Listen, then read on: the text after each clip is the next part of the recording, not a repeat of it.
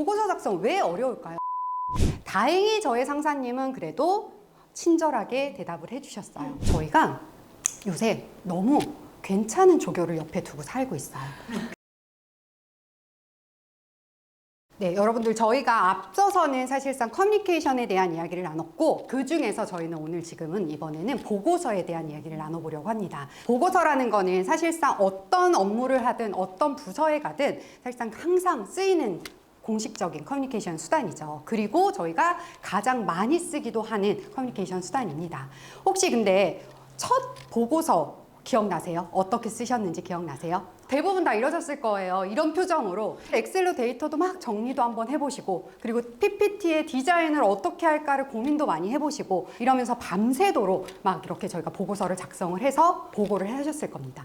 그때 혹시 상사의 피드백 기억하시나요? 저는 너무 예쁘게 잘했다. 근데 이게 핵심이 뭔지는 잘 모르겠어. 그래서 다시 한번 생각해 볼까? 라는 피드백을 받았습니다. 다행히 저의 상사님은 그래도 친절하게 대답을 해주셨어요. 근데 저희 혹시 보고서 교육 받아보신 적 있으신가요? 대부분 회사에서는 그냥 양식만 하나 툭 던져주시고 그리고 아니면은 이전에 했던 사람들 거 한번 볼래? 라고 하고 끝나는 경우가 많아요.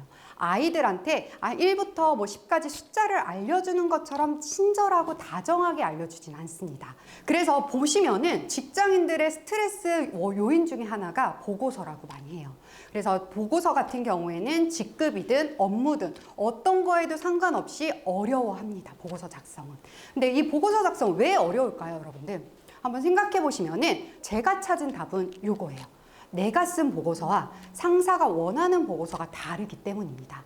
나는 내가 뭐 정보도 취합하고 조사도 하고 이런 것들을 다 담아내고 싶어요. 근데 상사는 어떻죠? 핵심만을 원하시죠.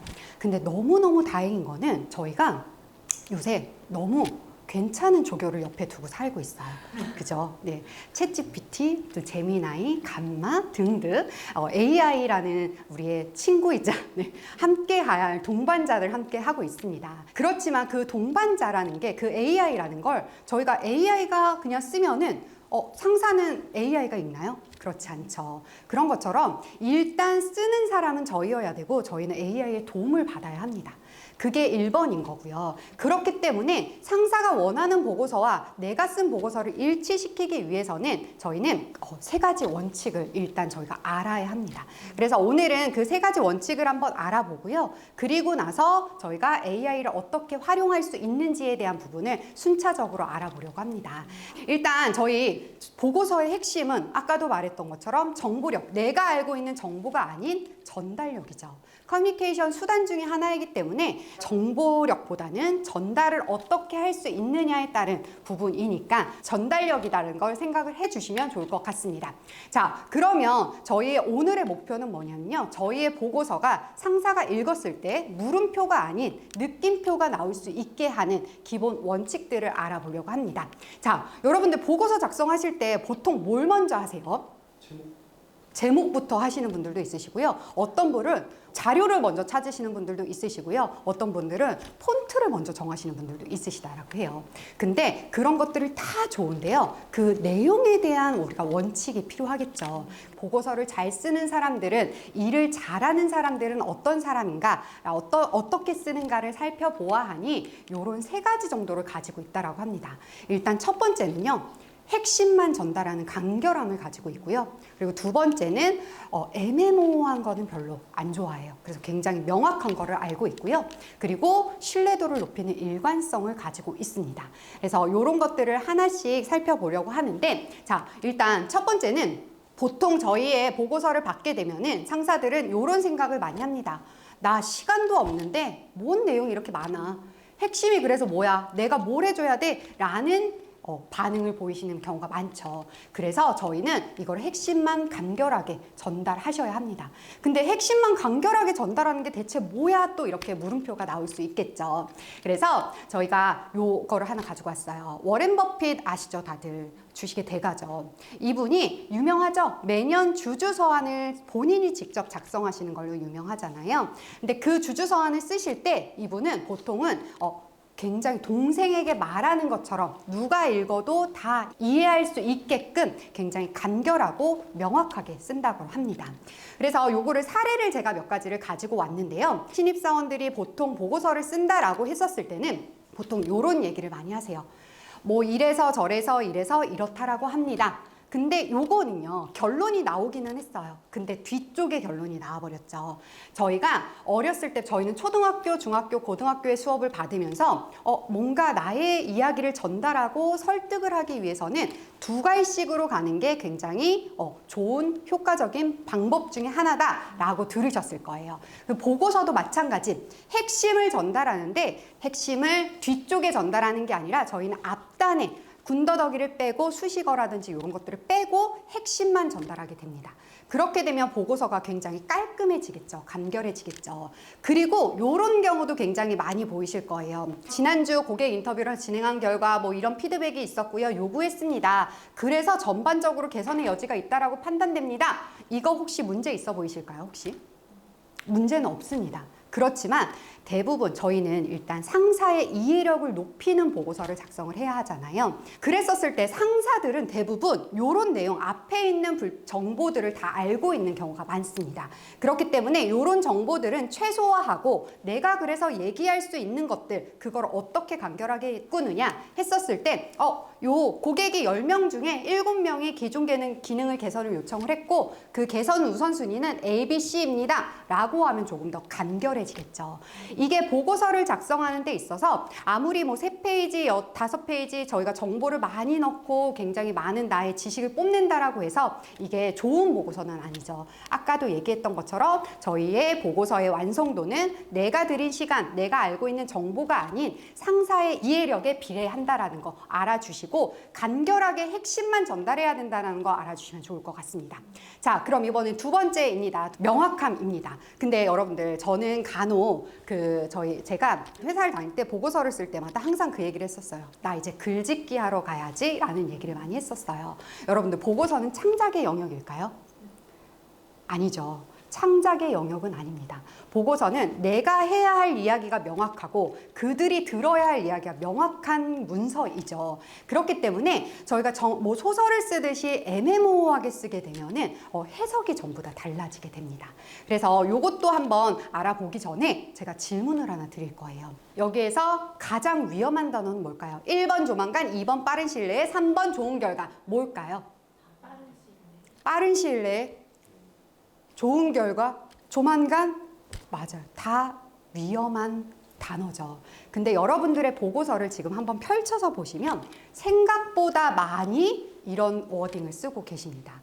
이런 애매모호한 표현은 사실 어느 것도 명확하게 가져다 주지 않아요. 책임을 누구도 지지 않을 수 있는 단어들이기 때문에 이런 단어들은 과감하게 빼주셔야 합니다. 자, 그랬었을 때 저희는 이제 설득할 수 있는지, 그리고 궁금증 해결할 수 있는지에 대한 질문을 계속 던지시면서 저희는 보고서를 작성을 하셔야 해요. 저희 상사를 설득할 수 있는지, 그리고 상사가 또 다른 추가 질문이 나오지 않는지, 궁금증이 전부 다 해결이 됐는지에 대한 질문을 계속 제가 되뇌이면서 명확하게 보고서를 써주시면 됩니다.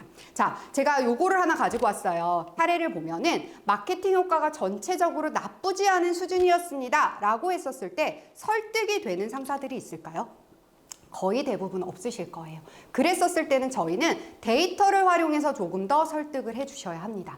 그래서 이번 분기에 뭐 유입률은 이렇게 됐고 그렇지만 전환율은 5% 정도 하락했습니다. 그래서 그 이후에 우리가 해야 할 것들이 나와주시면 조금 더 명확한 보고서가 되겠죠. 자, 그리고 저희는 요것도 빠른 시일 내에 개선안 제출하겠습니다. 사실상 보고서에 이런 문서가 들어가진 않는데 제가 이거 사례를 가지고 온 이유는 요새는 메신저로 간단하게 보고를 하는 경우도 많잖아요. 그랬었을 때 대부분 이런 식의 내용을 많이 쓰세요. 빠른 시일 내에 제출하겠습니다. 빠른 시일 내에 가져다 드리겠습니다. 자, 그럼 제가 하나 질문 드릴게요. 혹시 빠른 시일 내에 며칠 정도라고 생각하세요? 2, 3일. 며칠 정도라고 생각하세요? 일주일. 네. 아주 굉장히 분위기가 좋은 회사인가 봐요. 자, 근데 저는 제가 생각하기에 제가 팀장이었을 때 빠른 시일 내는요, 오늘 내일입니다. 이런 것처럼 달라요. 기준이 다 다르기 때문에 저희는 빠른 시일 내에 개선안 제출하겠습니다가 아니라 어찌됐든 정확한 일정을 말씀을 해주셔야 합니다. 여기에서 이렇게까지만 얘기했다면 사실 95점 정도 드릴 수 있고요. 여기에다가 시간 몇 시 전까지 전달드리겠습니다 라고 하면은 더 100점 드릴 수 있을 것 같습니다. 자, 그리고 마지막으로 요거 한번 볼게요. 다 비슷한 맥락이죠. 애매모호한 감정적인 표현, 그리고 애매모호한 표현들, 주관적인 표현들은 사실상 설득이 될 수 없고, 그래서 다소 높아졌다는 게 얼마나 높아졌는데 라는 궁금증 추가 질문을 유도를 할 수밖에 없죠. 그래서 요거는 고객 만족도가 뭐 78점으로 상승했고 주요 요인은 요런 정도입니다 까지 써주시면은 조금 더 여러분들이 쓰는 다소 뭐 조만간 빠른 시일 내에 요런 거보다는 조금 더 명확한 보고서가 될 수 있습니다. 자, 그럼 이제 마지막입니다. A와 B 보고서 어떤 게 더 명확해 보이시고 읽기 좋아 보이세요? B가, 그죠? 대부분 다 B를 뽑으세요. 근데 저희의 보고서를 또 한번 살펴보시면 A 같은 부분이 굉장히 많으실 겁니다. 일관성 있고 통일되어 있는 보고서는 읽기 편할 뿐만이 아니라 설득력도 더해지고 논리력도 뭔가 더 있는 것 같아 보이죠. 그랬었을 때 이렇게 보시면은 이런 것들을 통일해 주셔야 한다라고 해요. 통일 안 하시는 분들이 많으시거든요. 폰트와 형식을 통일해 주셔야 합니다. 저희가 생각보다 놓치는 부분이 문체 통일이라든지 아니면 스타일, 크기의 통일을 조금 놓치는 경우가 많아요. 그래서 이런 폰트와 형식 그리고 거기에 더해서 맞춤법 틀리시면 안 되죠. 그래서 그것까지 저희는 폰트와 형식 정도를 통일해 주셔야 하고요. 그리고 나서 용어에 대한 통일입니다. 같은 개념인데 같은 용어로 일관되게 표현하지 않는 경우도 있고요. 그리고 여기에서 조금 같이 포함되어야 할 게 매출 영업부서나 이런 데들은 단위를 많이 다루잖아요. 근데 단위를 다룰 때 여기에서는 억 원의 단위를 쓰고 저기서는 1,000원의 단위를 쓰면 보고서가 일관되지 않겠죠. 신뢰도가 떨어질 수 있기 때문에 저희는 용어 그리고 단위의 통일이 필요합니다. 자, 그리고 나서 논리구조라고 합니다. 논리구조는 사실상 이건 다시 한번 실습을 하려고 하는데요. 문제, 원인, 대안 이런 구조가 있으면 훨씬 더 논리적이어 보이고 우리가 이거를 일관된 구조로 가져가게 되면은 저희가 또 보고서를 훨씬 더 느낌표를 띄우기가 훨씬 쉬워지겠죠. 그래서 이런 세 가지를 좀 통일해 주시면 좋겠다. 이렇게만 말씀드리면 사실 또 뭔지 잘 모르겠어 라고 말씀하실 것 같아서 제가 조금 극단적인 예를 한번 가지고 왔습니다. 여기에서 보시면 너무 신났나 봐요. 상승해서 너무 신났어요. 그래서 점수를 굉장히 강조를 했고요. 그리고 문체의 통일성도 없습니다. 그리고 폰트도 마찬가지죠. 이런 보고서를 받았다라고 하면 어떻게 생각하시겠어요? 이 친구 장난하나? 라고 생각하실 수 있으시겠죠. 그렇기 때문에 저희는 문체와 폰트 정도는 통일을 해주시는 게 좋습니다.